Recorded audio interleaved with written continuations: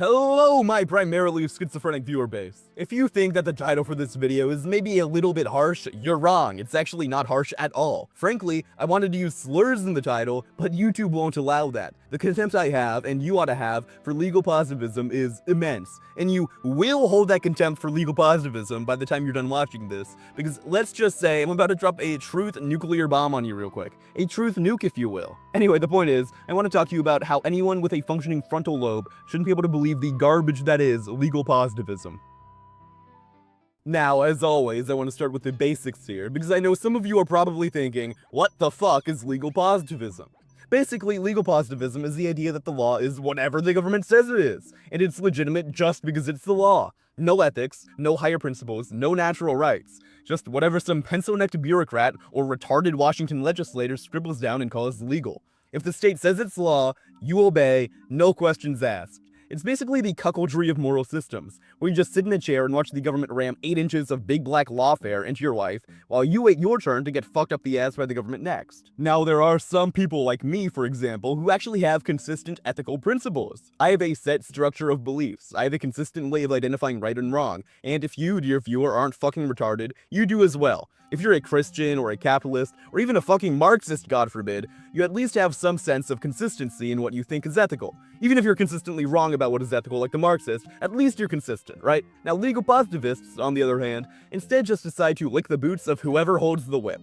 This is because, unlike Christians who worship God, legal positivism is also a religion, but its adherents worship the state. Whatever the state says, therefore, must be heckin' good and wholesome. If the government says it's good, then how is it bad, Chuddy? All the top minds unwedded agree with me on this one right here. Essentially, legal positivism's big claim is that law and morality are separate. If the government passes a law saying, hey, it's cool to round up all the fucking Japanese and toss them in camps, then that's totally legitimate as long as it went through the proper channels. It doesn't matter if it's good or evil, it's the law, so shut up and comply. You see the problem here? This is the kind of logic that lets you justify literally anything. Slavery, genocide, you name it, right? As long as it's got a fancy stamp from a pedophile in Washington who calls himself a senator. Let's look at a historical example really quickly, because legal positivists love to hide behind abstractions like the spineless cowards they are.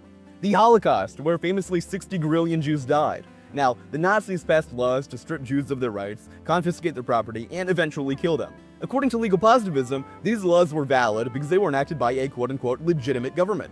Sorry, Mr. Sheckelberg, it's the law, off to the ovens you go. And by the way, I'm not just like bringing this example up randomly, okay? It's story time, chuddies. Pull up a chair, sit down, it's story time. You ready? A little bit ago, I was participating in a Soy Jack party raid on an Indian communist streamer, so you already know this guy is mentally crippled. Bro got double tapped, Indian and communist, my god, pick a struggle, man. Anyway, I made the simple assertion that taxation is theft, because the government is seizing your property, without your consent, under the threat of imprisonment or death. He asserted that taxation isn't theft because it's legal because the government says so, and if the government says it's not theft, then it's not heckin' theft, chud. I asked him if, by this logic, nobody was murdered during the Holocaust, and he said that nobody was murdered during the Holocaust because they didn't call it murder.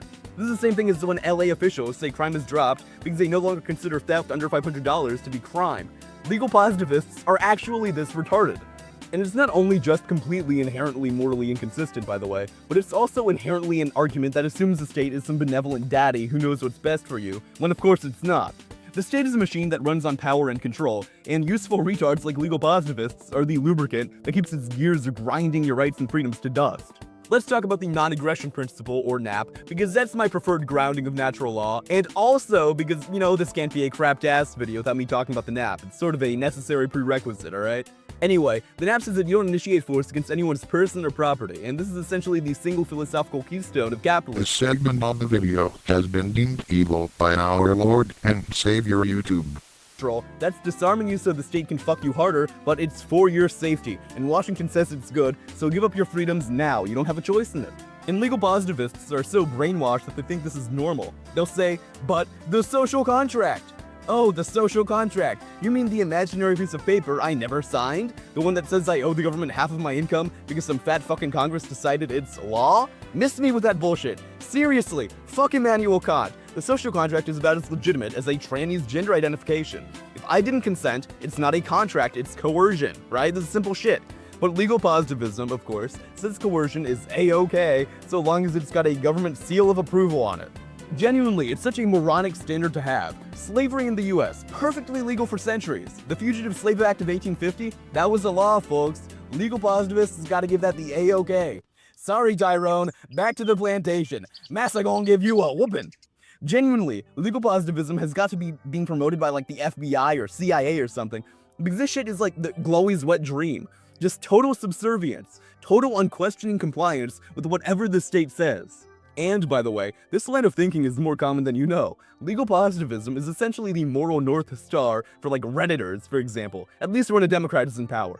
Remember COVID lockdowns? Legal. Vaccine mandates? Legal. Censorship of misinformation? Legal. And because they were legal, the principled liberals of Reddit let you soy out over all these heckin' wholesome 100 laws and would tell you that you were evil if you tried to go to church in 2020 instead of staying locked in your house. Legal positivists will clap like trained seals to their own execution because it was mandated by law. You'd be hard-pressed to find OnlyFans customers simping this hard for whores, yet these fucking Reddit retards are the biggest simps possible for the state because the law says that they should be. And the law is good because it's the law, and it's the law because it's good. Fuck, I hate these people, dude. They're so irritating. My contempt for legal positivism cannot be understated. Now, let's pretend that legal positivists have a shred of intellectual honesty and address their so-called arguments. They'll say, without legal positivism, how do we enforce laws consistently?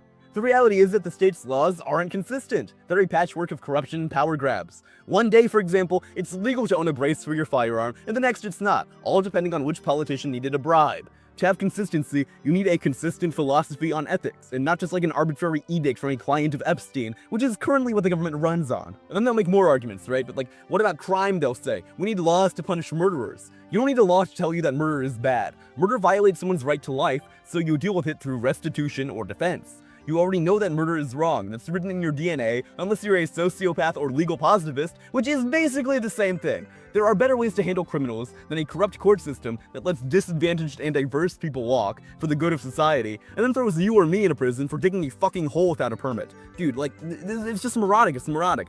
Legal positivism is ultimately the most retarded form of evil. It is a philosophy of cowards who rather obey than think. The reality is that morality isn't some abstract debate. It's grounded in the reality of individual rights, okay? Like, this is basic shit. You own yourself, your labor, and your property. Anything that violates that is wrong, period. Anyone who tells you that actually you only own what the state says you own is an evil anti-human with Down syndrome.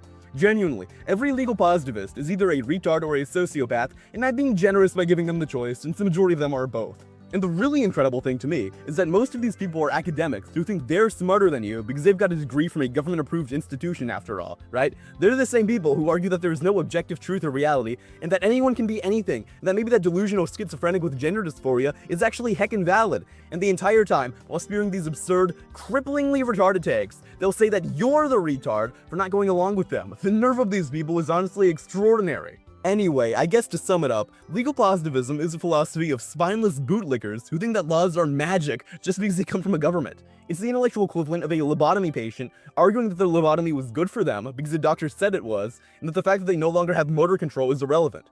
It's the excuse for every atrocity, from slavery to genocide to forcing you to wear a mask while you're alone in your car. Every legal positivist is either too dumb to see through the state's bullshit, or too evil to care about it, and either way, if you're a legal positivist, you should probably rope right now, because holy shit, I don't think there's any hope for you. You might actually be doomed, buddy. Like, you're cooked. And for those of you who are still on the fence somehow after all of this, ask yourself this. Would you rather live in a world where you're free to make your own decisions about what's right and wrong, or one where some retarded communist can lock you in your house because it's the law?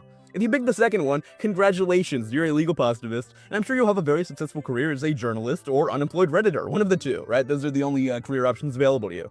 For the rest of you, though, smash that like button, subscribe, go rape your local legal positivist to death, and have a wonderful, wonderful day. Peace out.